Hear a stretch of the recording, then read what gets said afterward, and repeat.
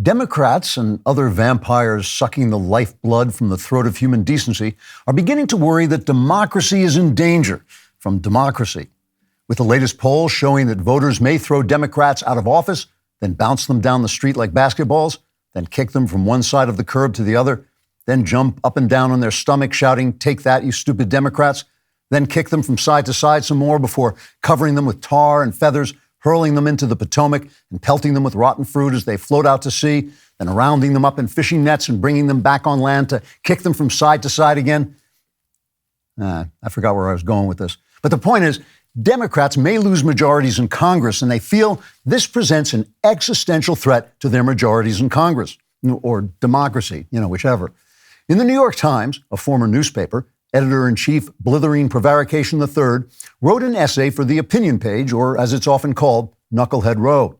The essay said, quote, "Our democratic system is terribly broken if people can just go to the polls and vote for whatever candidate they happen to prefer. Here at the Times, the image of a mob swarming into voting booths one at a time conjures up traumatic memories of January 6th, when a mob swarmed into the Capitol and would have murdered public officials if they had murdered public officials. Now, once again, we tremble at the sight of large numbers of people violently casting their violent votes to violently chase those same public officials from office violently. This is the kind of behavior that gave us Donald Trump and a booming economy and no new wars. And we certainly don't want that again, because Donald Trump is a gigantic booger and a poo-poo head, not to mention a stink-faced cooties magnet. Neener, neener, neener." Unquote.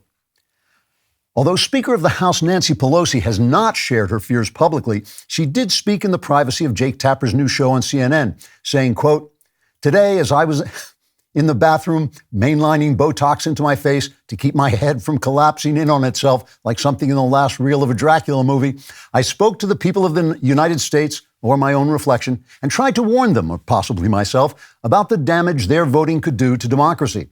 I said, people of the United States, or me, to vote against Democrats is completely out of keeping with the American founders' vision of how I want you to vote. If Democrats lose their majorities, there will be no going back until Democrats change their absurd philosophy and stop making a crap heap out of everything they touch. And that may not happen in my lifetime, because it's my lifetime and I'm the cause of a lot of it. We must preserve democracy to enforce the will of the people, as long as the will of the people is whatever I say it is." Unquote. At a campaign stop at a Girl Scout rally he'd snuck off to while the Secret Service was busy playing Grand Theft Auto, President and venal houseplant Joe Biden told a 13-year-old girl, quote, "It has never been more important that you stop running away from me and let me bury my nose in your beautiful golden hair so I can describe all the things you shouldn't let boys do to your plump, luscious, pubescent body. Also, democracy is important. And so we mustn't allow some semi-fascist with half a black shirt and one jackboot to acquire the other half of that shirt and another boot and become a full fascist, because then he might go out and fascistly vote, which he wouldn't do if he only had half a shirt and one boot, because then people would see he was only a semi-fascist, and that would be embarrassing for him. Democracy is on the ballot, and if people vote against democracy, then democracy will lose. So it's a good thing democracy isn't on the ballot, because that wouldn't make any sense. It would be like walking around with half a shirt and one boot. Now come back here, you flirty little vixen," unquote. Democrats have pledged they will do everything they can to protect democracy during this election, but they're not sure they'll be able to get away with it this time. Trigger warning, I'm Andrew Klavan, and this is The Andrew Klavan Show. I feel hunky-dunky, life is tickety-boo. Birds are winging, also singing hunky-dunky-doo. Ship-shaped, ipsy-topsy, the world is zippity-zing. It's a wonderful day, hurrah, hooray! It makes me want to sing. Oh, hurrah, hooray! Oh, hooray, hurrah! All right, it's Friday again, and we are laughing our way through absolute hell on earth. But the polls are turning toward the Republicans, and journalists are reacting by devolving from corrupt toads into hysterical, babbling corrupt toads. Prime Minister Liz Truss is gone already, but Tulsi Gabbard is here, and we'll be talking to her about her next move after leaving the Democrats. Last week I showed you that Good Morning America clip where Otto Penzler, the great mystery editor, talked about When Christmas Comes, my last mystery novel, as being one of the great mystery novels of the last 10 years. And I went on Amazon to see if it was having an effect, and it was, and there were new reviews, and it was up the scale and everything. And people were saying this is a Klavan classic. They were talking about When Christmas Comes, and another one said, I cannot wait for A Strange Habit of Mine. Well, A Strange Habit of Mine, which is the sequel to When Christmas comes out in 4 days. It's Tuesday. Please pre-order it now. Please go on and buy this book so the series will continue, and I promise you, you will like it, but I cannot make this into a series unless you are on board. Also go on and subscribe to my personal YouTube channel, the Andrew Klavan YouTube channel, where we have exclusive content. If you ring that little bell, it will also unleash a nuclear strike against an unnamed city. And if you leave a comment, and the comment is really deeply hateful and just something you can never take back and can never be forgiven for, we will read it on the air to make sure your life is a living hell. Kevin Benning says, I don't know how Klavan still has enough people watching his podcast since he kills them off every week in the Klavanless week. Well, that is, people sometimes say, how come you don't have as many subscribers as Knowles does, when Knowles obviously is, what he is, and you're you. But that's why they die every week. It's not just the madness of election season. Autumn is always a crazy, hectic, and wonderful time of the year. School starts up again, so you can get rid of your kids. And pretty soon, many of us will be traveling to see our families and loved ones for the holidays. And during this busy time of the year, you may find yourself away from home more often than not. That's why you want to team up with Ring. With Ring security products, you can rest assured your home and family will be safe when you're not there. The Ring doorbell notifies you when guests or packages arrive. Working parents, you can even watch from the office to make sure your kids get off the school bus safely. Ring's indoor cams are a great way to keep an eye on kids and pets when you're not there. So head to ring.com/collections/offers to find out how you can live a little more stress-free this season with a Ring product that's right for you. That's ring.com/collections/offers. Ring.com/collections/offers. Make your home safe and secure so you can travel with a peaceful mind. So I have to tell you, before I really get into the show, I have to tell you that I got back from Florence, Italy at 10 o'clock last night, went to bed, woke up at 5 o'clock this morning, and got on a plane to Nashville. So here I am, and I'm totally jet lagged, absolutely exhausted. And so if I sound, here's what I want. If I sound like a babbling, demented old man, just don't elect me president, all right? Because I'm not that demented, not yet, anyway.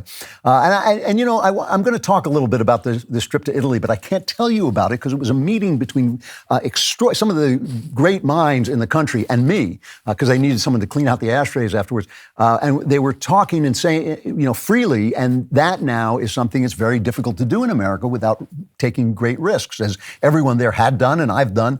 And so I can't really tell you a lot about it, but there are some things I can talk about that don't have to do with the people who were there, and I will.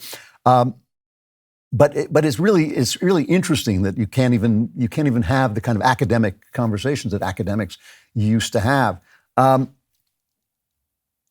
So there are two polls. Well, there's one really important poll. This is really funny. The headline in the New York Times: Republicans gain edge as voters worry about economy, Times Siena poll finds. And what they're talking about is the fact that voters don't care as much about abortion as the Democrats thought they would. The Democrats had staked their midterms on the abortion, hoping that would drive voters to the polls. But what people really care about is the fact that the children they already have are starving to death because of inflation, right? And so part of this poll is they went and asked about major threats to democracy. And there's a list of things they asked people. Is this a major or even a minor threat to democracy? And there's Donald Trump and the Democrats and the Supreme Court and the Republicans and everything just about got 60% of people saying it was either a major or minor threat to democracy, right? Except for one. They asked about the mainstream media. 59% said it was a major threat to democracy, and 25% said it was a minor threat to democracy. I'm an English major, but that to me adds up to 84%. So this means the New York Times asked people, what's a threat to democracy? Everybody said, it's you. They didn't even report this. It was kind of buried in the middle of the poll. This means that 84 out of every 100 people, right? Out of every 100 people, 84 of them are saying, 16 of them, out of every 100 people, 16 of them are saying, like, I don't know, I'm watching The Real Housewives. I don't see any threat. I haven't watched a news program in years. And the other 84% going, the evening news is on again, Maud. Give me my rifle. Shooting the television set. This is like people just hate the press, and the press is corrupt. And only 7% of people that's a Gallup poll, only 7% of people really trust the press. And I've been obviously talking about this ever since I've been talking about anything. I've been talking about the corruption of the press, which is the fact that it is biased toward the Democrats, which means it's biased toward corporations, which means it's biased to the deep state, which means instead of being the people who make the powerful uncomfortable, that's what they're supposed to do, right? Instead of being those people, they are in fact now part of the power structure. And these effects, they're immediate effects, right? Inspires because the right feels that they're not being served by the information bearers. It contributes to a conspiratorial mindset on the right. We think, well, if we don't know what's happening, what is happening? And we start to get conspiracy theories on the right, and we're angry because our views are not being represented in the press, because every time I turn on a late-night comedy show, I have to hear some millionaire insulting me. That's not the way it used to be, because the media used to be a little bit more balanced. It was always liberal, but it was more balanced than this.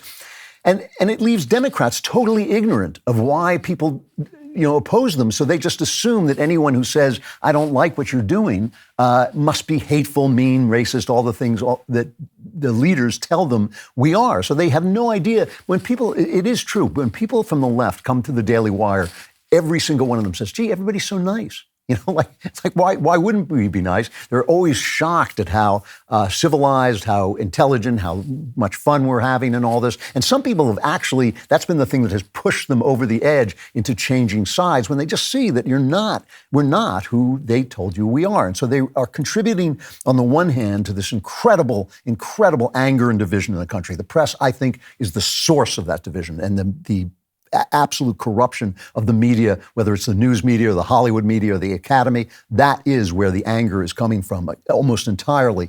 But it also means that there's all this stuff we don't know. I mean, stories that disappear. Who the hell killed Jeffrey Epstein? No kidding. Really, the cameras just happened to be off. The guards happened to be walking away. Ghislaine, however you pronounce it, Maxwell goes on trial, and nobody says to her, we'll give you a lesser sentence if you'll just hand over the names of the people who were on, Pedophile Island.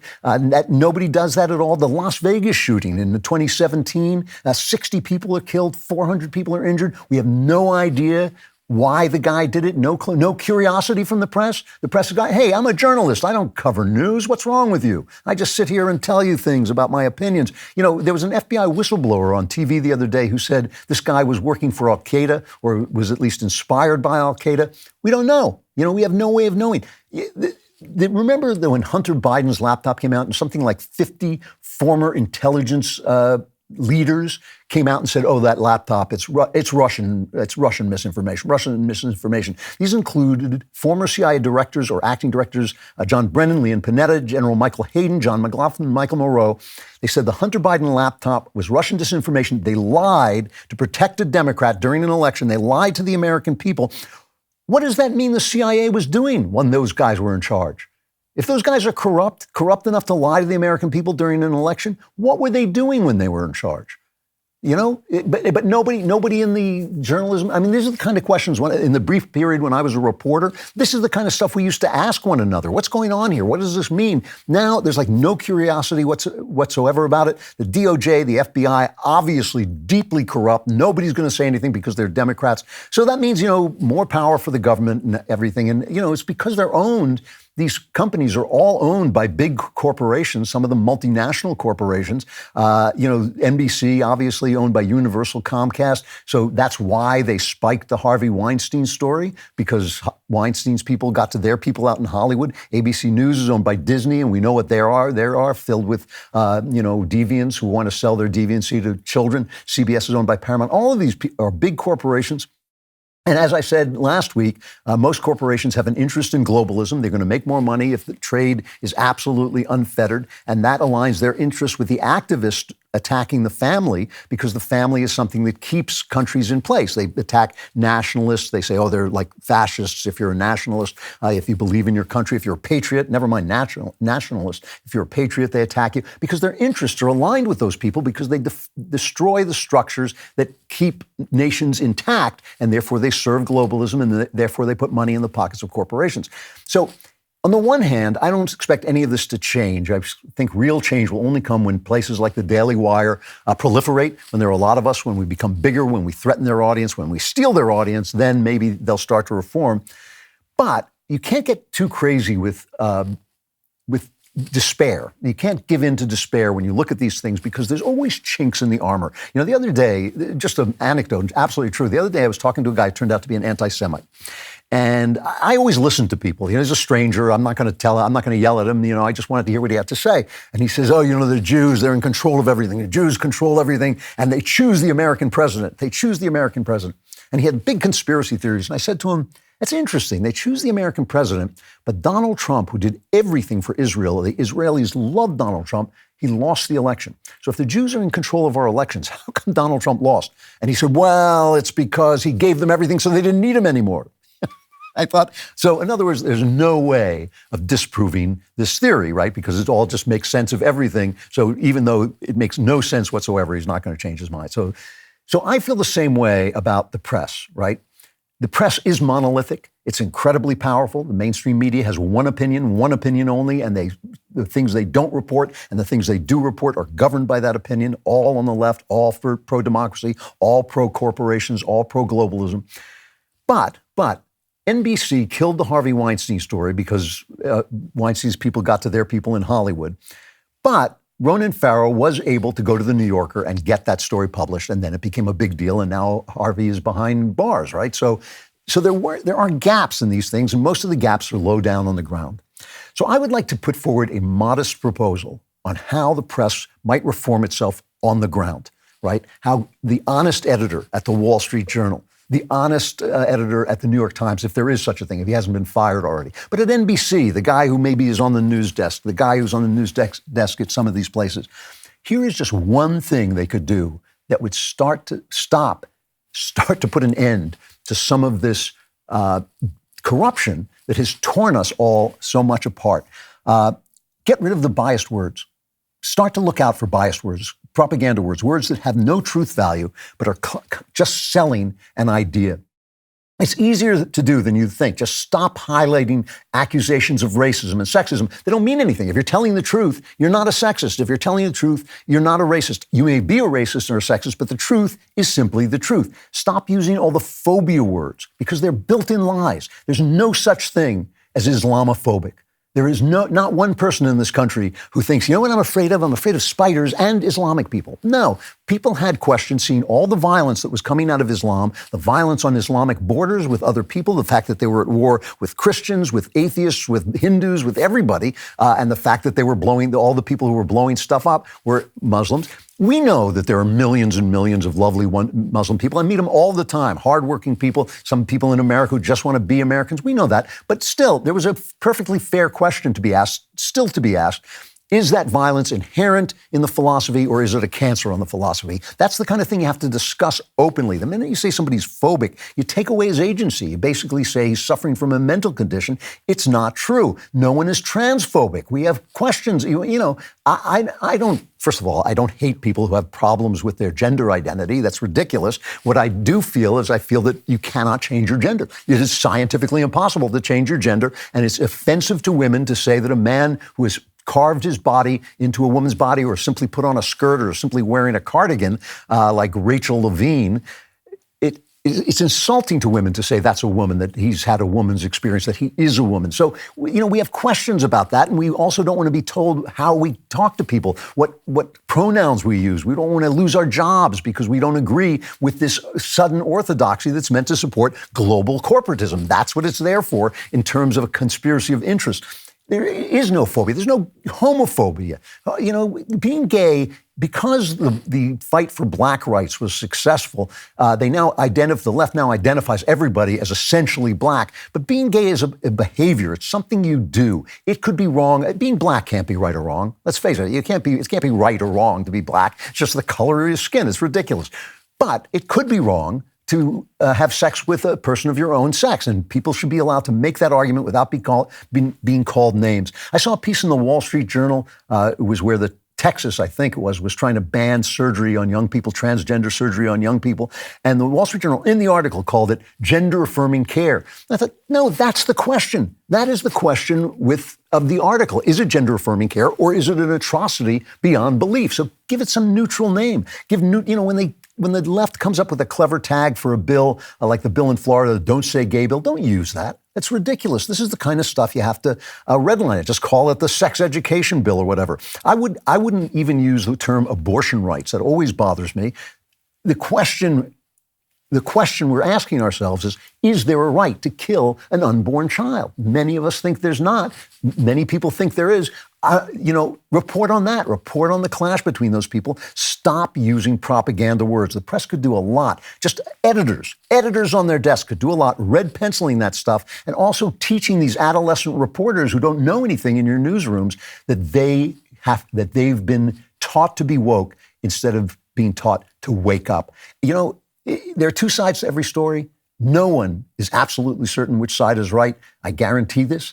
Give us the news. Let the people decide. Break this power that is tearing us apart. It's just a modest proposal on how to reform the press.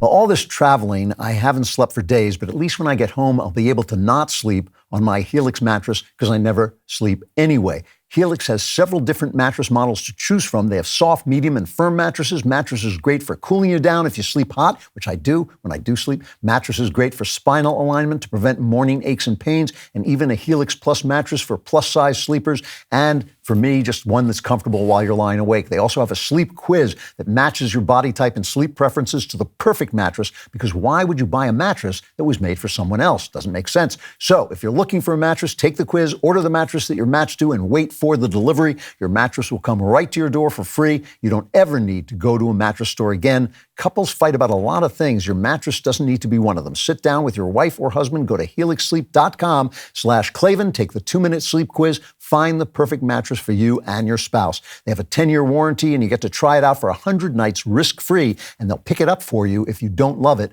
but you will. Helix has over 12,000 5-star reviews. Their financing options and flexible payment plans make it so that a great night's sleep is never far away. For a limited time, Helix is offering up to $350 off all mattress orders and 2 free pillows for our listeners. This is their best offer yet, so hurry over to helixsleep.com/Klavan. When you lie awake now, you'll be able to say, how do you spell Klavan so I can get that great mattress? K-L-A-V-A-N, there are no E's in Klavan.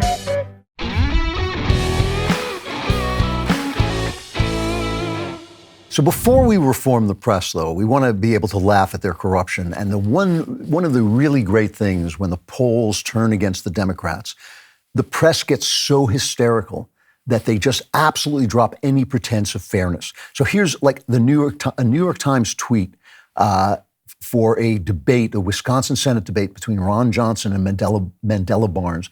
This is the New York Times says, Senator Johnson, a leading peddler of misinformation, will debate the Lieutenant Governor Barnes, a liberal Democrat who has been touted as one of the party's rising stars. Can if you look very carefully, you can detect just a slight bias. Even better was this guy, Chuck Johnson, who was at the first questioner at the Stacey Abrams versus Brian Kemp debate in Georgia. Here's Chuck Williams asking the first question. Ms. Abrams, public opinion polls in our state show support for the right to abortion, Medicaid expansion, and banning assault weapons. You are on the side of public opinion in each of these issues, yet you are behind in almost every poll. Why?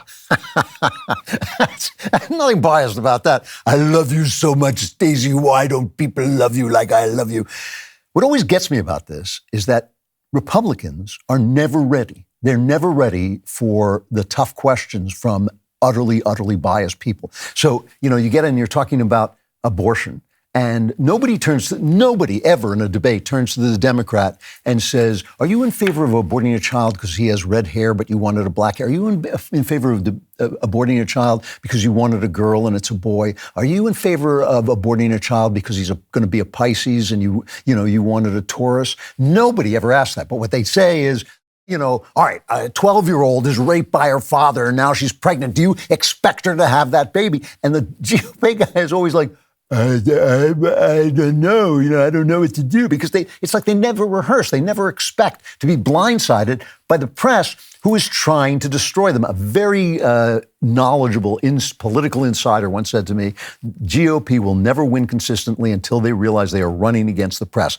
Well, that's what Donald Trump understood, because when somebody asks you that question, a 12-year-old girl's been raped and now she's pregnant, the answer is, well, if you really have to kill that child, I'll trade you that child's life. If you want to kill it, if you want to kill that child, I will trade you that innocent child's life for all the others. Give me all the others, the 99.9%, and you want to sacrifice the child on the altar of your abortion love. The big exception is this Carrie Lake. She is just amazing, running for governor of Arizona against Yellow Katie Hobbs. We have to call her Yellow Katie Hobbs because she won't debate Carrie. She's surrounded by a bunch of reporters who come after her because she supported Trump and Trump's, claim that the election was stolen from it. And they call her an election denier. And not only is she ready for the question, she's got a list of all the Democrats who have denied the results of an election. It's cut 7. This is over Hillary Clinton. Trump is an illegitimate president. Is she an election denier?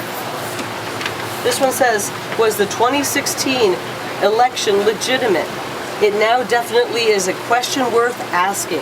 That's the Los Angeles Times. So it's okay for Democrats to question elections, but it's not okay for Republicans. It's a crock of BS. Every one of you knows it. We have our freedom of speech, and we're not going to relinquish it to a bunch of fake news propagandists. If you want a copy of these, I'm sure that Anthony would help you get a copy and help you learn how to be journalists, but look it up. So if you're into, female over male SM pornography, pretty good to watch her slap those guys around. But all it took was a little preparation, a little understanding that these people they're not the people's friend, they're not democracy's friend, they're not your friend, they're your enemy. So you got to know what they're going to, got to second guess them and come up with it. She had the paper right there on hand. I'm talking about this because Liz Truss, the temporary Prime Minister of England, she basically had time to walk across 10 Downing Street before they got rid of her. 6 weeks, and she resigned. And just to show you, I want to highlight, I love the DailyWire, and I want to highlight our incredible coverage from the scene. We had a reporter right there on the scene, our own Michael Knowles, reporting from rainy London about this. Is cut 23. Michael Knowles here. Liz Truss, the Prime Minister of the United Kingdom, has just resigned after only 44 days. This makes her the shortest reigning Prime Minister in British history. And so, of course, the topic on everybody's mind is now, when will Franz, the Duke of Bavaria, finally land to mount the latest and final Jacobite rising? There is obviously a great opportunity here. King Charles has not yet been coronated, with the British government now in absolute disarray. This is the perfect moment for the exiled Liechtensteinian heirs to King James II finally to come back and take over what is rightfully theirs, the United Kingdom. Michael Knowles reporting live from the 17th century. You don't get this coverage everywhere. Subscribe to the Daily Wire today. We don't just cover the world, we cover the generations. We can go anywhere. Here's Liz Truss announcing that she is leaving town. I have therefore spoken to His Majesty the King to notify him that I am resigning as leader of the Conservative Party. This morning I met the chairman of the 1922 committee, Sir Graham Brady. We've agreed that there will be a leadership election to be completed within the next week. Now, this was because she put forward tax cuts, kind of Reagan-esque reforms, and the market and everybody just went insane and chased her out. Now, I just want to remind people, in case you don't remember, that Margaret Thatcher proposed similar kinds of reforms to the economy, 1981, and Margaret Thatcher, there were riots. There were literally riots in the street, and the press, the British media started to discuss the need for a policy U-turn. There was a that they wanted a policy U-turn, lots of pressure, riots, and Margaret Thatcher made a famous speech when she says, "U-turn if you want to, the ladies not for turning." That's a play on words from a famous play, 1948, called "The Ladies Not for Burning." That's leadership. That is leadership, and leadership, standing by your guns, making your decision ahead of time. It's always, every decision is two decisions, the decision and then the decision to stand by your decision. And Liz Truss did not make that decision. She started firing her aides, her ministers, and she just looked terrible. And she was just thrown out right away. And, it's an interesting thing. There was a recent piece in the New York Times, one of the actual few pieces in the New York Times, a former newspaper. And, I want to be fair to the New York Times. I only call them a former newspaper because they used to be a newspaper and they no longer are. But the New York Times ran a piece saying that mass protests, people pouring in the streets like they are in Iran, used to be a grave threat to even the fiercest autocrat, but they've plummeted in effectiveness, a study shows, and factors appear to include polarization, social media, and rising nationalist attitudes. Now, I think they threw in the rising nationalist attitudes because they just want to blame that for everything. But it is true that when you had that massive truckers protest in Canada, to protest, all the mandates and lockdowns from COVID, they were able to hurt them at the bank by taking their money away, blocking their access to funding because of their opinions, which here I think would run into constitutional trouble. But who knows how long the Constitution is just a piece of paper. It can't stand between us and this tyrannical government if the people are not willing to stand up against that government. But inflation is different. Inflation is different because inflation is what destroyed the Weimar Republic and brought Hitler to power. Inflation is that when, taxes are one thing because the people who get taxed are the upper middle class and the rich. The lower classes don't get taxed, so they don't care so much. But inflation is a tax on everybody, and it lands on everybody the same. And of course, it hurts the poor worst of all, because if everybody's getting taxed the same amount, then the poor are getting absolutely blasted. So inflation comes from one thing. It comes from government spending. It comes from government printing money. That is where inflation comes from. And the U.S. can get away with this to some degree because our currency is the currency of the world, right? So they can just print it to some degree, and it still remains good. It still remains good. But, Kevin Sorbo, the actor, tweeted the other day, if they can print it, why do I have to pay taxes? And everybody, yelled, oh, he's an actor, funny, he played Tarzan. What is he? Kevin Sorbo is exactly right. Why can they tax us if they're just going to print the money? The money doesn't mean anything. And the only reason people don't catch on to that is because the world is trading in our dollars. But ultimately, when you spend too much, prices are going to go up. When you print too much money, prices are going to go up. And people are going to get ticked off and throw you out of office. So, what Liz Truss needs to do, what America needs to do, what our leaders need to do is they need to lead. And leading is not always doing what the people want you to do. See, what we have now is we have what our guest, Emily Finley, who wrote this book about democratism, which I just finished reading on the plane here. She says what they're doing is they're saying, well, democracy is the people doing what we want them to do, essentially. It's them following the general will, which we will decide. We will decide what that is. But that's not my point. My point is this. The people always want the same thing, which you can tell from California, where they do almost have democracy because almost every bill gets voted on by the people. The people want stuff, and they don't want to pay for it. And that just is going to happen over and over again. They're going to say, give us this, we like this, you gave us this, and now we want to keep it, but we don't want our taxes to go up. And you can't do that. You cannot do that. Make them pay for it with their own money. If people who receive the benefit get taxed and don't feel like, oh, I'm stealing from Jeff Bezos, he'll never miss it, which is basically corrupting to the body politic. But if they think, oh, this is going to raise my taxes, but now everybody will have better health care, they won't do it so much. So that's how you lead. You make sure that people understand the consequences of their actions. But of course, that is not something politicians like because it gets them voted out of office. So Liz Truss, I think what the things that she wanted to do would have worked. But it doesn't matter if you don't stand up for it, and it doesn't matter if your economy is in the bag because you've been spending too much and you're just so far down the road that inflation is just going to go up and up and up. It's a very dangerous moment economically because America is probably protected because people use our currency, but Europe could actually collapse economically, and that is not a good thing for anybody. It's not going to be a good thing for anybody. Our elites need to be changed out, and hopefully that'll happen as the older people die off. But still, our elites need to be changed out. They have failed. They have failed at everything they do. Their brilliant ideas have failed. Their brilliant plans have failed. Their Green New Energy deal has failed. Everything they've done has failed. They need to be swept out of power. And I only hope we can do it at the polling booth, because if not, things are going to get very ugly.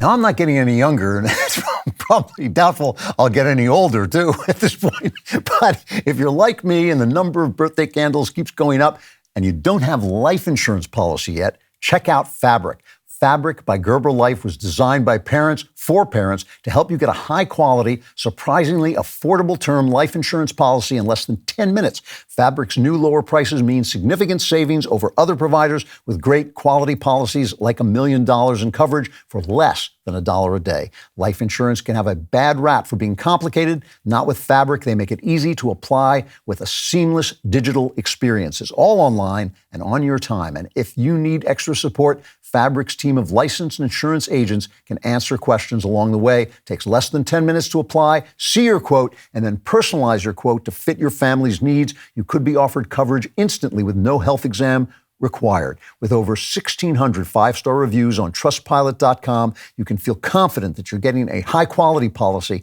that is perfect for your family. Fabric has a 30-day money-back guarantee, and you can cancel at any time. Fabric was specifically designed to give parents like you affordable term life insurance, plus wills, access to college savings funds, and more tools to help protect your family's financial future, all in an easy online experience. Protect your family today with Fabric by Gerber Life. Apply today in just 10 minutes at meetfabric.com/Klavan. That's meetfabric.com/Klavan. MEET, fabric.com/Klavan. Policies issued by Western Southern Life Assurance Company, not available in certain states. Prices subject to underwriting and health questions. And you have to know how to spell Klavan. It's Klavan. There are no E's in Klavan. There are no E's in Klavan.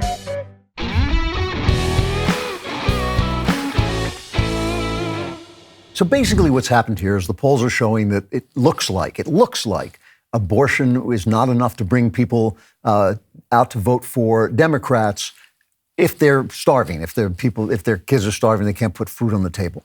And so now they're going to change their strategy, right?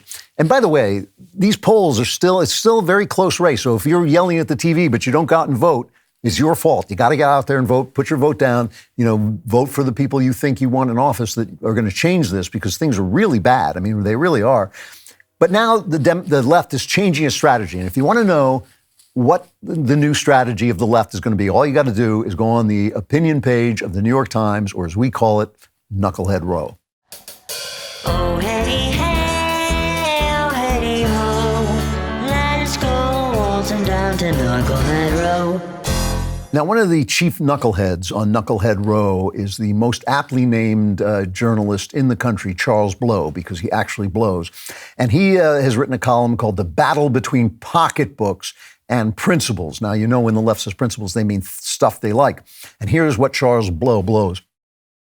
He says, "You are never in the voting booth alone. You bring with you your hopes and fears, your expectations and your disappointments. Your choice is made through a maze of considerations." It's almost poetry, isn't it? But it hinges primarily on how the candidates, their principles, and their party line up with your worldview. Would they, if elected, represent and promote the kind of community and country you want to live in? Are they on your side, fighting for you and the people like you?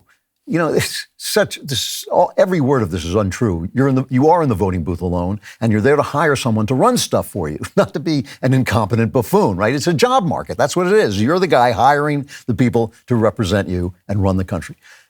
Here he goes on. "Often the things that are top of mind as you consider those questions are urgent and imminent rather than ambient and situational. Issues like the economy, for instance, will almost always take top billing since they affect the most people most directly. Anger of abortion can also be potent, and in some races it may determine the outcome, but it is a narrower issue. First, no person assigned male at birth will ever have to personally wrestle with the choice to receive. This is a great sentence. Listen to this sentence. No person assigned male at birth will ever have to personally wrestle with a choice to receive an abortion or deal with health complication from a pregnancy that might necessitate an abortion. That sentence could be reduced to 4 words. Men can't get pregnant. F in English, Charles Blow.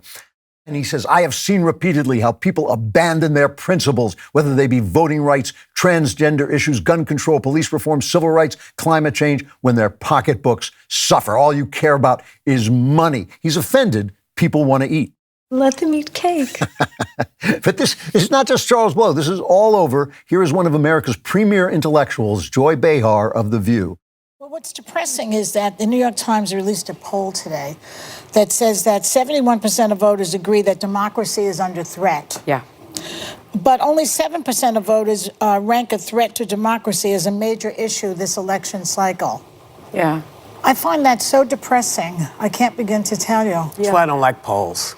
Well, it is depressing. You can debate the poll, yeah. But this is what people are saying. I mean, I understand. Inflation has gotten people, if you can't put food on the table, it's very depressing.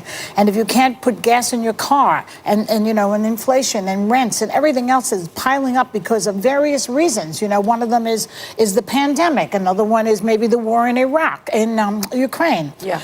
But to think that the other party is going to be able to solve those problems is really ludicrous. Let them eat cake. So, they say they got a problem.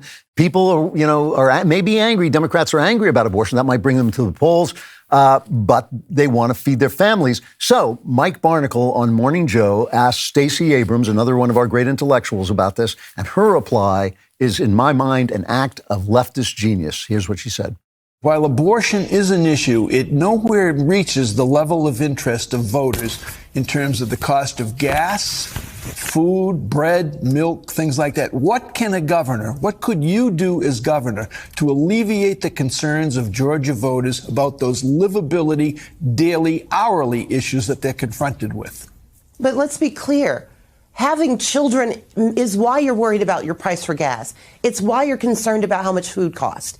For women, this is not a reductive issue. You can't divorce being forced to carry an unwanted pregnancy from the economic realities of having a child. It's perfect. She figured it out. Kill your babies, and then you won't have to feed them, right? And the babies don't eat so much. You can nurse the babies, your teenagers. Go after the teenagers. I mean, come on. It's a perfect solution. Kill them. That's the way. Now you don't have to worry about inflation, and you get your abortion rights in one blow. I mean, it really is Democrat principle. It's funny because they keep talking about how Donald Trump's selections of candidates have really hurt the Republicans, by which they mean Herschel Walker, because J.D. Vance is moving up, Oz is moving up. These guys, are doing better because nobody ever talks about how bad their candidates are, especially Joe Biden. Anyway, there is one way in which this clash between principles and pocketbooks is true, right? I wish people voted to stop abortion. I wish people voted to get rid of this transgender butchery that's going on. I wish people were driven by the fact that children in schools are being taught to go to the Rainbow Club instead of the Woodwork Club or something like this. There's something really deeply sick and perverse about that, but people are more driven by their pocketbooks. The first thing the government has to do is run well. The first thing you want is competence. This is the one place where Republicans have a slight natural advantage, right? Because the government wants to grow. People in power want more power, and we're asking them to take less. We're asking them to make the government smaller, and people want to feel virtuous, so they do stupid stuff. People are envious of the rich, so they're willing to rob them. They're willing to take their money away. That's why the Democrats do so well. But the one thing about leftism is it doesn't work, and that is it doesn't work. It always leads to financial disaster, and that is the one thing we have going for us. This is God telling us that he wants those right-wing policies in place because the left destroys everything they touch. So what are your family's values? Faith, church on Sunday? Does your family believe in serving? Did you vaccinate your kids or say, I don't think so? How does your family define men and women? What kind of value do they put on life? Your children look to you to define their values and their perspectives of the world. But what if you weren't here to do that for them? In the event that you die, who will ensure the values you hold dear are upheld by your kids? Epic Will can help. A will lets you determine who will raise your kids in the event you die before you're done raising them. This is a big deal, and it's your responsibility as a parent. It's why we at the Daily Wire have partnered with Epic Will. Take 5 minutes today. Go to epicwill.com and use promo code Klavan to save 10% on Epic Will's complete will package. But more importantly, so that I know you did it, so that you are accountable to me. epicwill.com, promo code Klavan. It's spelled, as always, Klavan. You don't just want to hand down the things you've earned. You want to hand down the things you know. Go to epicwill.com, promo code Klavan. I can no longer remain in today's Democratic Party that's under the complete control of an elitist cabal of warmongers who are driven by cowardly wokeness, who divide us by racializing every issue and stoking anti-white racism, who actively work to undermine our God-given freedoms that are enshrined in our Constitution, who are hostile to people of faith and spirituality, who demonize the police but protect criminals at the expense of law-abiding Americans, who believe in open borders, who weaponize the national security state to go after their political opponents, and above all, who are dragging us ever closer to nuclear war. Now, I believe in a government that's of the people, by the people, and for the people. Unfortunately, today's Democratic Party does not.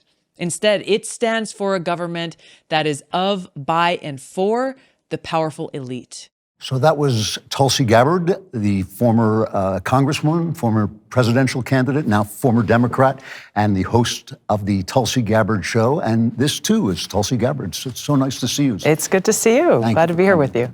So you gave a long laundry list of reasons you left the Democrat Party. Was there one thing that pushed you over the edge? It had been something building over time. Seeing the policies and the actions, the decisions that, the so-called woke ideologues within the Biden administration, within Congress, within the leaders of the Democrat Party had been pushing, especially over the last few years. Ultimately, the foundational problem with what they're doing is they're against the Constitution. They are actively undermining our God-given rights and freedoms enshrined in the Constitution. It's not enough for them to say, hey, Tulsi, we disagree with you on this or that issue. Agree to disagree and let's move on to the next. For myself and for anyone who dares to challenge or even question what they're doing, their narrative, their proposals, they seek to silence us, to smear us, to, a character assassination, and completely cancel us. The once big inclusive tent of the Democratic Party that celebrated freedom of speech, even the most abhorrent, terrible speech, is gone. Yeah. And that was the thing that ultimately made me decide to leave the party. How can I be associated with a party that's against freedom? Yeah, no, it's strange. It's strange. It is. Democrats supporting big corporations and exactly against freedom of speech. It's odd. And working directly with big tech, people in our government, working with big tech to kind of back channel their efforts to silence very specific voices in this marketplace of ideas that should be robust. Right. We are stronger when it's more robust, when we have discussions and dialogue about different things, but directly trying to silence people who disagree with them or dare to challenge their position. So what do you do now? I mean, you're in Hawaii. I don't even think they let you onto the islands of Hawaii if you're not a Democrat. That's not true. so where do you go? I mean, Hawaii is my home.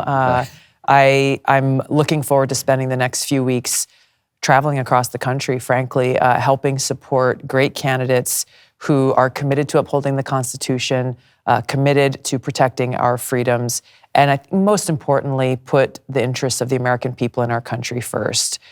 Permanent Washington is this place. I worked for 8 years as a member of Congress, was exposed to kind of the dark underbelly of those who care more about their own political power than they do about the people that they've been sent there to serve. And so this is a pivotal election. It's important that we have a check and balance on the executive branch, which we do not have right now. No. And so getting people elected to the House of Representatives and to the Senate, even key governors' races, is essential for us to stop, at a minimum, stop the insane direction that the Biden administration is taking us into that's threatening our safety, our security, our freedom in the future for our kids. So one of the things, it's always been a little hard to pin you down in terms to put you in the box of where you are, Yes. Republican, Democrat. That's been the case for the last 20 years, by the way. Yes, look, I think that we need that kind of voice. But you mentioned nuclear war. You mentioned that they're moving us to nuclear war, and you've always had. This has always been a big thing with you. It's one place where you've always stood. Yeah. You don't like war. I don't like war either, but I think sometimes it's necessary. I agree. You've been accused of isolationism, and there is. Well, let me ask you first. Where do you stand on Ukraine? What should we be doing in Ukraine? President Biden should be exercising his position and leadership to support a negotiated end to that war. I think it is absolutely atrocious that all the way back in March of this year, shortly after Putin invaded Ukraine, which is obviously wrong, Russian representatives, Ukrainian representatives were sitting across from each other at a table trying to negotiate some kind of an agreement to end that conflict and end that war. And it was the Biden administration and others who were actively telling Zelensky and the Ukrainians, leave, don't negotiate an outcome to this. And so the continued death and suffering and destruction that we're seeing as a result of this war that has only continued to escalate to this point, tens of billions of American taxpayer dollars being sent there, pushing us to the brink of a potential risk of nuclear war that puts not just the people of Ukraine at risk, but the American people and people around the world. This is on the hands of President Biden and his administration. Supporting a negotiated end to this war was the best possible thing to do for the Ukrainian people, and it's what he should be doing right now, but is not. People who take your stance, not just with Ukraine, but in general, get hit sometimes for seeming to support bad guys. I mean, I'm a fan of Tucker Carlson. I love the guy. But, when he talks about Ukraine, he makes it sound like Putin is not as bad as he is. And Putin is a bad guy. He's a rotten guy. You got hit I agree. For sitting down with Assad. I mean, you've been, attacked for that. Is there some place where war is actually a necessity? Sure. How would you define that, or at least vaguely? Look, I continue to serve in the United States Army Reserves. I'm a lieutenant colonel, a civil affairs officer, and recognize that there is a need to have a strong and ready, capable military to protect the freedom and security of the American people. When there is a threat on the United States and the American people, that is what our military exists for. I'm not a pacifist or an isolationist. I just believe we need to honor the service and sacrifice of our men and women in uniform by sending them on missions that fulfill that purpose of why we serve. And rather than see the only way we can relate with other countries, even those we have differences with, as being waging economic warfare or actual kinetic warfare, there are other ways for us to be able to engage and exercise our leadership with other countries around the world that seeks to find those areas of cooperation rather than immediately coming in as the big bully with the stick, saying you must go along with us or else. That's not a way that we can build relationships with people, colleagues, friends, just in everyday life. And it's not a constructive way to exercise our values and our principles in leadership as a country around the world. Yeah, no, it is a real problem because you do have isolationists, and the way politics works in this country, you get stuck on one side or the other, and it is frightening when a guy like Putin feels he can march into a country, even though we made mistakes that may have threatened him and all that. It's just there's something about that just gets right up, goes right up your spine. Yeah, of course. And again, I think in these situations, and as we look at our foreign policy as a whole, we need to figure out as the United States how we can best project our leadership and our values in a way that's consistent with the things that we say we stand for, freedom and democracy and so forth here at home.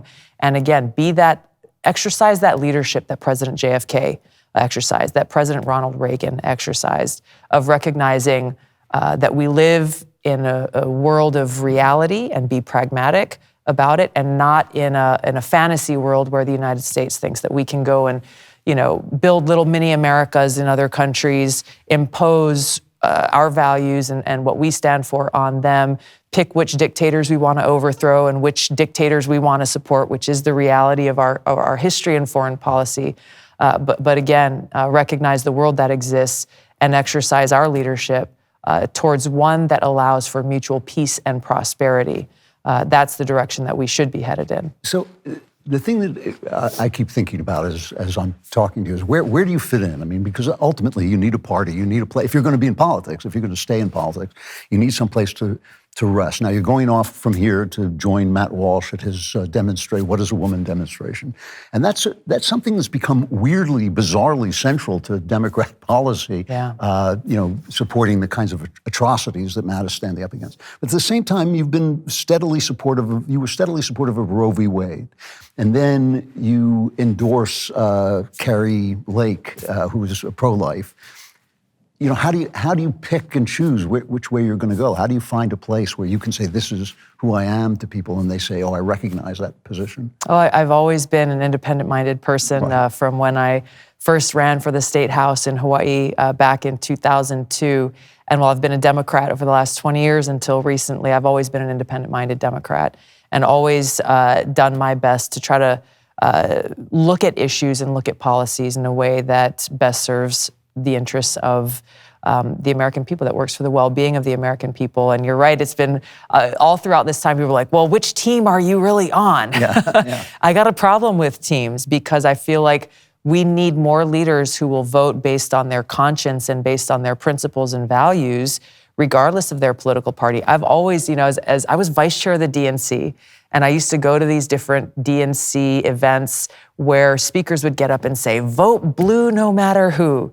And I could never get down with that because I think it's ridiculous, and I think it is very condescending in thinking the American people and voters are reduced to that blind partisanship, saying, we don't want you to think for yourself. We don't really want you to look at the candidates and what they stand for and what their positions are. We just want you to look at, are you team blue or team red, team D or team R, left versus right? When I think most Americans, and the polls recognize this, most Americans, maybe there are some issues they agree with that are the quote unquote left, maybe some issues on the right they agree with, quote unquote, on the right, but really they are interested in what is best for their families, how they can grow up, raise their kids in safe communities, how they can have a say in their kids' education. And that's where this issue, this question that Matt Walsh, his documentary was awesome, what is a woman? How do you put that into one box or another? Because it is central to biology and really the deeper issue of truth. Yeah. And this is the big problem, and I talked about this before, but this is the big problem with the position that the Democrat Party leaders have taken, is they reject the idea that there is such a thing as objective truth. And once you get rid of that, where are the boundaries? Where is your foundation? There is none. And so therefore they can go anywhere and claim anything as the truth. And then when you push the force of law behind them when they are in power, we end up in a really dangerous place as a country. Yeah, no question about that. I was on Twitter when your announcement came out. Bless your heart for that. Somebody's got to be there. Right. Somebody's got to brave the mosh pit. The first reaction that I saw, absolute first thing was, she's running. Are you running for president? I'm not even thinking about it. You're not even thinking? No, I'm not. And the reason is because we've got a big election right here before us. And we are, and I speak about this from a really personal place, when I say that we need to be aware of and pressuring our leaders to confront the fact that we are closer to the precipice of nuclear holocaust now than ever before. We went through this in Hawaii in January of 2018 when, you remember, we had this text alert that went out on over 1 million phones across the state at 8 o'clock on a Saturday morning saying, ballistic missile inbound to Hawaii, seek immediate shelter, this is not a drill. This is not a drill. And in those minutes, after getting that message, chaos broke out. College kids sprinting across campus trying to figure out, seek immediate shelter. Where do we go? Families, parents trying to decide, like, which of my children, one's here and one's there, which of them do I want to spend the last minutes of my life with? Unimaginable things that I know a parent would never want to be confronted with. But that was the reality that we went through during the minutes that alert went out, thinking that I just got minutes to live. How am I going to spend those last minutes of my life? And our leaders have failed us to put us in this position where this is a possible reality that we face then and we face now. And there's no shelter. There's nowhere to go. Fancy politicians may have their bunkers, and they do, to be protected in this situation, where they can continue to wage war from those bunkers. But the rest of us in this country, we got no place to go.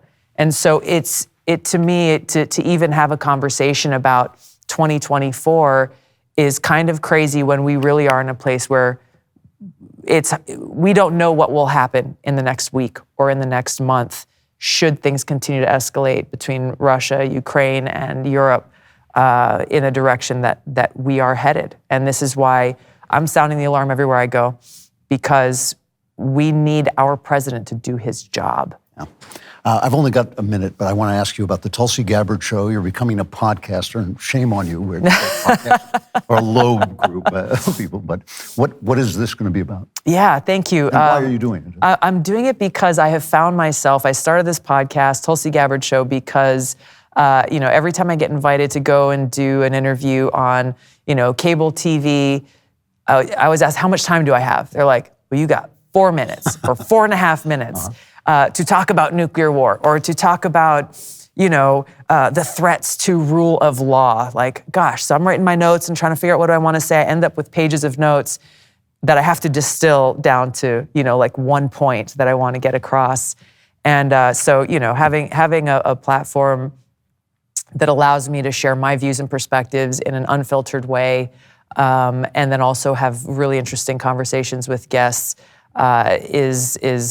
this creates that opportunity, and to help engage and start these discussions with people who are looking for more than just a soundbite that they're getting on cable news or on social media. Great. The Tulsi Gabbard Show, don't hang out with other podcasters. Take my word for it. Okay. It was lovely to meet you, and I thank you so much for coming in. You can come back anytime. I appreciate that. Thanks. Chain stores have different tiers for professional mechanics and do-it-yourselfers, but RockAuto.com's prices are the same for everybody. You don't care. You just want the women, right? They get the women by saying RockAuto.com, because when you say RockAuto.com, women hear, it's like a dog whistle. The women show up out of nowhere, not just because it sounds so cool to say RockAuto.com, but because women know you know where to get auto parts. You get them online at an easy-to-use catalog that has reliably low prices, and you get to say RockAuto.com. RockAuto.com is a family-owned business serving auto parts customers online. For 20 years, go to RockAuto.com to shop for auto and body parts from hundreds of manufacturers and to get dates. RockAuto.com won't give you the dates, but the women will just show up because they know you know that RockAuto.com has everything from engine control modules and brake parts to tail lamps, motor oil, and even new carpet at reliably low prices with an easy-to-use catalog. Go to RockAuto.com right now and see all the parts available for your car or truck, and write Klavan in their How Did You Hear About Us box so they know I sent you, and write it the same way, with the same feel, that same, incredible virile feeling. Say Klavan. All right, let's take a break for the weather report. Liberal tears have been falling all over the country, in Illinois and Florida for Matt Walsh's What is a Woman campus tour, in Washington, D.C. at the overturning of Roe v. Wade. And with Election Day on the horizon, we can expect 2022 to be one of the wettest years on record. That's why, for the very first time, we're making the iconic DailyWire Leftist Tears tumbler available to all. Forged in the fires of the hottest takes, this magnificent vessel is now just $30. Don't miss out on the heavy tear fall. Get your Leftist Tears tumbler right now on dailywire.com/tumbler. So I want to talk a little bit about this conference I was at in Florence, Italy. And I can't tell you any of the people who were there or the things they discussed, because it was a place for people to get together and speak safely without being canceled and without losing their jobs and without having the things happen to you that now happen when you have an intellectual discussion. There was nothing evil, not one word that could be misconstrued as evil except by the left, because anybody who disagrees with the left is evil. But, I want to respect the privacy. But one of the things that they also did with all these discussions is they gave us some very nice little junket perks, where they, for instance, gave us a private tour of the Uffizi Gallery, one of the most beautiful galleries in the world, one of the most beautiful art galleries in the world, one of the most popular too. And after it was closed, they brought us down there. They had a trio of absolutely gorgeous Italian women playing Bach as a string trio in front of the statue of the Laocoon. I don't know if you've ever seen the Laocoon, but they were sitting there playing that. And there's nothing sexier in this world than a beautiful woman playing a string instrument. But the whole atmosphere reminded me of a great short story by Henry James, from which I stole I cadged the title of my memoir, The Great Good Thing. The story is called The Great Good Place, and it's about a dream of heaven where people just go around communing with each other, men go around communing with each other and discussing ideas in this kind of classical setting with pillars and old statues. And it really did remind me of that. It was very beautiful. But the Uffizi houses some of the most beautiful paintings of the Renaissance, Raphael and Botticelli and Michelangelo. And every time I go into one of these museums these days, I have this sense of loss. I mean, I love these paintings. I love Renaissance paintings. And I have the sense that something has gone out of the world, some human thing has gone out of the world with the age of great paintings. And I've talked about this a little bit before, but because this really weighed on me and filled my head as I was having these conversations and having this beautiful time and this beautiful setting, I just want to go over some of the paintings, some of the things I saw. And if you're just listening and you can't see them, don't worry, I will describe them. But one of the first paintings we came to see, and we got this wonderful private tour, it was just an amazing experience, was this Giato Madonna, which is from around 1306. And it's Madonna on her throne surrounded by angels and the baby Jesus on her lap. But, it's not very human. 1306 is really before the full-fledged Renaissance begins. And so, she's almost a statue of a goddess. She's got the blue mantle that became a sign of Mary's royalty, but she looks like she's just above human experience. She's just enormous. All the angels around her are smaller. They're little. They all have tremendous gold halos. The baby Jesus looks like he's a grown man. He's already preaching, and so it's kind of separates these people from the ordinary person, and that was very common because this was something above humanity almost. But then you look on, you go a little further, and you think to yourself, did they begin to humanize the paintings of the Holy Family because they became more humanist? Or did they do it because they had the technique to do it? Maybe Giotto didn't know how to paint as realistically as the people who came after. And was it the painting that drove the humanism, or was it the humanism that drove the painting? It's hard to know. 150 years later, you have Filippo Lippi, his Madonna, which is just, it's so gorgeous. So you should go on and look at it, Google Filippo Lippi, Madonna, Uffizi, and she's just this beautiful woman with two angels holding the baby up. The baby is much more of a realistic baby. She's entirely a beautiful woman, an absolutely gorgeous woman, but a real woman. And there is a halo, but it's just suggested. It's just a kind of ring behind her. So this is a person, and she has a very sad look on her face. She's not a kind of stern statue like in the Giotto, but she has a sad look on her face because she's clearly contemplating what this life that has come out of her body is going to go through and what it's going to mean. And just as a kind of comical thing, one of the angels holding up the child is just an imp, a little just looks like a totally realistic little boy who looks like he's full of mischief. And that was apparently the Filippo Lippi's son who was posing for this. So he just paints his son with this kind of look at me, I'm holding up the baby Jesus look on his face, which is really something else.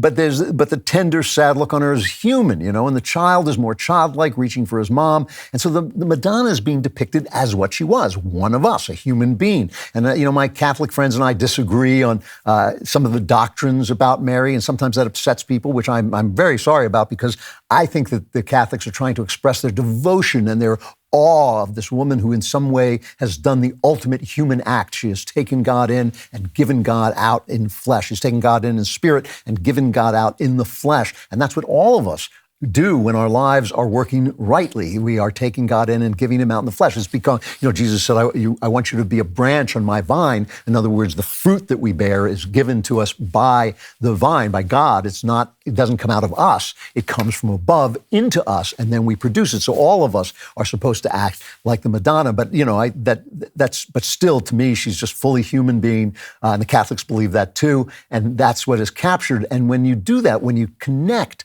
a human being with these godly things, you're essentially saying to every mother, you're saying you are part of something beyond yourself.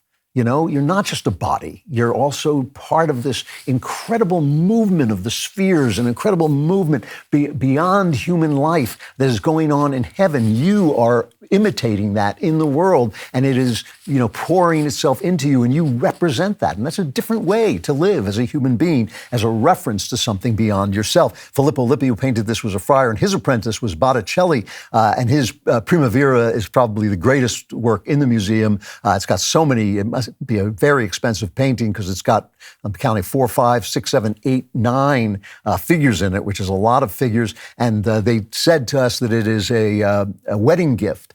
And it represents, it's supposed to be read, I think, from right to left. There is a zephyr, which is a wind, is capturing this girl on the far right, Chloe, her name is, or Chloris in Greek. And he rapes her, essentially, and makes her pregnant. And she goes through a metamorphosis where she becomes Flora, the personification of spring. And you see her, the vine starts to come out of her mouth, and then the next figure over is Florus, and the next figure in the center is Venus, very beautiful. And then there are the 3 graces, and Eros, Cupid, is up in the sky shooting at one of the graces. He's going to infuse her with love, probably one of the virgin graces is going to infuse her with love. So this is all representing wedding, and on the side is Mercury, who is keeping the clouds away. He's keeping the clouds away so it will be beautiful. The weather will remain beautiful. It will be spring. Primavera means spring, obviously. And so again, you're seeing human beings. They're human figures. This is the thing I love about painting, and I love about this painting specifically. They're human beings, but they are connected to something, to meaning. They're connected to meaning outside themselves, right? And ultimately, I think that this gives, gives us a kind of dignity, a kind of importance in the world that you lose when you're just connected to yourself. And that's the final one I just want to show you, is the Raphael Madonna, which brings us to just incredible heights of perfection.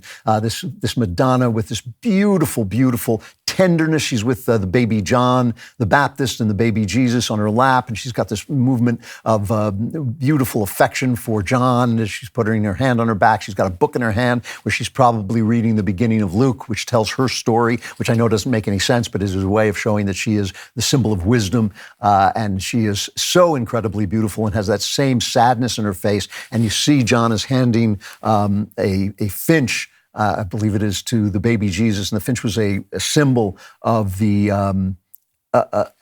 symbol of the passion, the crucifixion and resurrection of Jesus. And so she has this look of sadness as she sees her baby being handed his death, and John is handing his death to the baby. The most touching thing about it is Jesus is accepting the bird, and so accepting what's going to happen to him. And when you lose this faith that you are connected to something beyond yourself, and this is what happened at the end of the Middle Ages, as we became more and more human, then the only thing to talk about is yourself. This was what C.S. Lewis called the great movement of internalization, where all the motivating force was come from within yourself. Sex was a motivating force, money, greed, envy were motivating forces, but nothing outside yourself. You didn't represent anything. It was just all you. And then that means that everything, that even the shape of things, comes from you. It's kind of an illusion. Instead of saying what I would say, that it is participation. I'll talk about that in just a minute. It's all an illusion, and so painters shouldn't paint representationally, and that's where you get Jackson Pollock, which I believe is garbage. I believe it's absolute garbage. I would rather look at a video game than look at a Jackson Pollock because it is just saying what you see is just an illusion. It has no meaning. So this was what I talked about.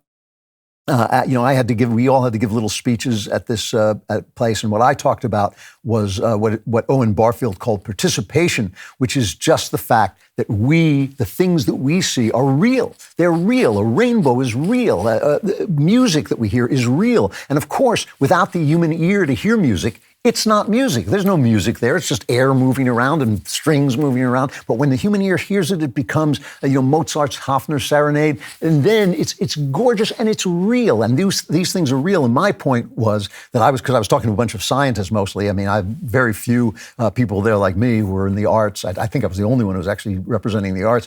But I pointed out that everything. This is called what Owen Barfield called participation. Us creating the music that is being played, and the music isn't there unless we're there to hear it, and yet the music is real. But my point that I was making is that there's no place where consciousness and reality diverge.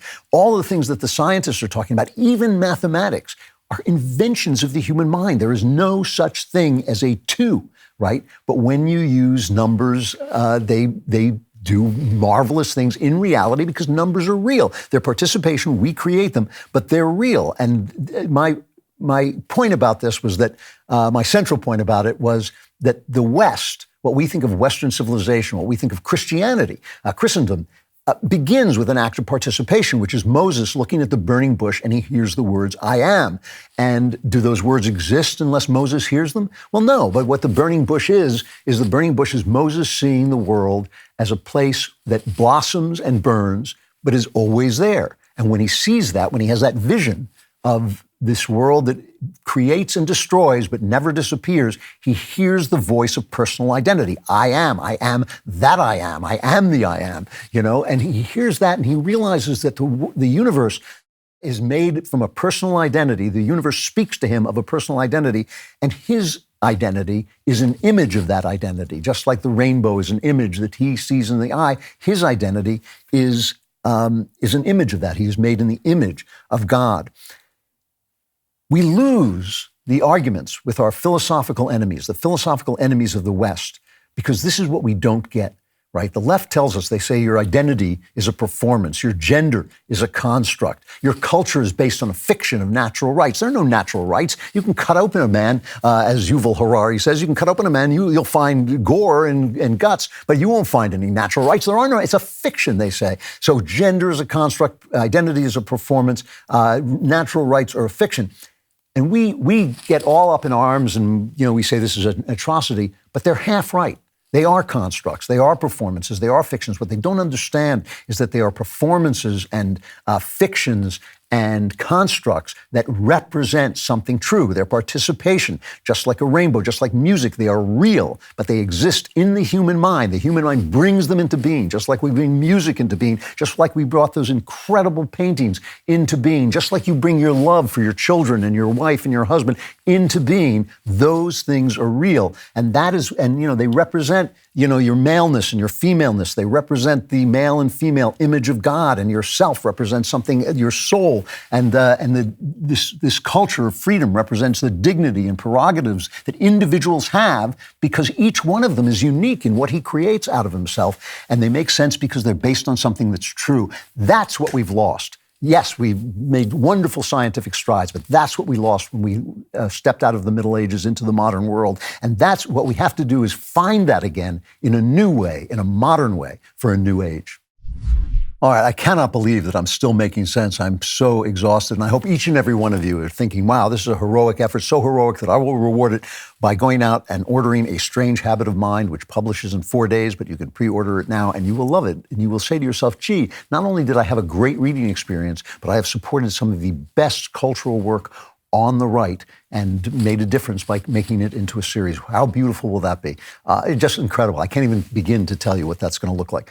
But however, all that said, for those of you who are not subscribers to the Daily Wire, oh, what a shame. You are going to be plunged early into the Klavanless week, into a kind of darkness that you can't even begin to imagine. But But just to show you we love you, even though you don't subscribe, before we go into that weekend, we are going to solve all your problems with the mailbag. No, there are about 16 there I've already gone in for yet, and a lot more are asked. That's the President of the United States, ladies and gentlemen. From Itachi, dear Supreme Overlord and Grandmaster, we got to see on Sunday Special how Jeremy Boring and Ben Shapiro met and formed the Daily Wire. All great heroes have an origin story. How did sexy Gandalf come from an author and Hollywood screenwriter to join Daily Wire? Thank you for all you do. That's actually, all right. I don't think I've quite told that story. I'm not sure I have. Anyway, while I was getting blacklisted from Hollywood, but hadn't been quite blacklisted from Hollywood, a friend of mine named Roger Simon, who I sometimes think of as mini-me because, like me, he is bald, a mystery writer, a guy who worked in Hollywood, but he's a lot shorter than I am. I would keep bumping into him in bars in Hollywood, and he would say, I'm starting this new thing called PJ Media, and I want you to be part of it. And so finally I looked, and Bill Whittle was on, and Bill Whittle and I pick at each other all the time, but I love Bill, and he was doing a great job. And I said, I said to Roger, okay, I've never wanted to be in camera in my life. Never, ever, ever wanted to be on camera. I loved being a writer. I loved being locked in a room by myself. But I watched Bill, and he was so good at what he did, but very serious. I said, I'll do that if you let me do it as Monty Python. If you let me be Bill Whittle as Monty Python, I will do it. And Roger was like, sure, I need the content. So I started doing funny satirical videos for them. And I've told that story before, though it is funny. I'm not going to go back to it. And they became very popular. And then PJ Media shut down. And at this point, I was still writing. I was writing books and all this. But I was pretty much out of Hollywood. And I was at a conference at a nonprofit that I won't name because it becomes part of the story. And Jeremy and Ben Shapiro, who I knew just a little bit, we would bump into each other now and again, asked to have a meeting with me. And we sat down in a booth. And Jeremy said, we're going to start a new thing, a new project called Truth Revolt. And we'd like you to do videos for it. And I said, sure. I'm not doing them anymore because PJ is gone. So sure, I'll do those. So we started this, funded by this nonprofit, and it was really successful, and we had a great time. All we did was argue with each other and scream at each other and, talk about politics. It was so much fun. We were having a wonderful time, and once a week or something, I would do a satirical video, kind of like my openings here, but with a lot of art behind them. And we took this nonprofit, which was at this point handing out pamphlets to like 1,000 people, and we took their message to tens of thousands, if not hundreds of thousands of people through my videos and Ben's videos and all our commentary and all this stuff. And they hated us. Every week I got fired. Every week Jeremy would call me up and say, you're fired. And I would go again. He would say, yeah, they don't understand why you're making jokes. We're serious people. Why is he making jokes? And of course, but Jeremy would just never fire me. So he would say, oh, you're fired and come back next week with a new video. So I thought, I like this guy. This guy really has something going for him. He's going to stand up to him. And so he would fire me every week, but never fire me.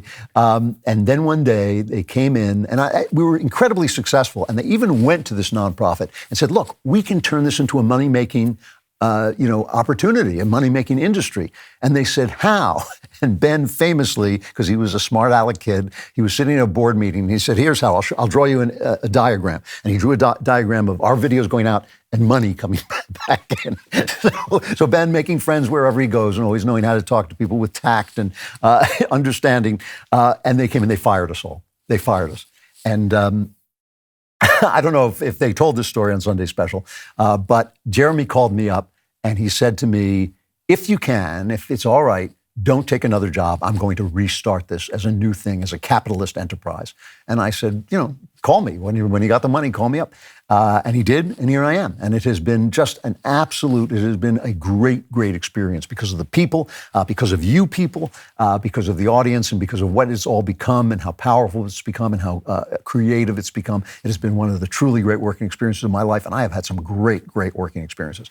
From Anonymous, dear Mr. Klavan, giver of only correct answers, my sister has been married for just under a year. My husband recently told me that she is cheating on my brother-in-law with a girl that she works with. Neither of them know that I know, and I don't know how to broach the subject. They separated, and I think she is staying with the girl. I hate to see my little sister living in this sin, and I want to get her side of the story, since all I know is what my brother-in-law told my husband. From what I have seen, he has been kind to her and is undeserving of infidelity. I'm not sure if there were problems in the bedroom, but that's no excuse. My sister is manipulable, and I think this There's a degree of coercion from the lesbian coworker. It's been wearing on my mind to the point I can't sleep. I'm a happily married mother of 3, and I know that marriage takes work and none is perfect. They don't have Christ in their marriage. I know that's such a help. I think my brother-in-law is wanting to fight for them. How can I talk to my sister and try to help their relationship when she doesn't know I know? Should I just stay out of it? I don't want to push her farther away either. First thing you should do, in my humble opinion, is go down on your knees and thank the Lord that you are a happily married mother of 3. That is a beautiful thing.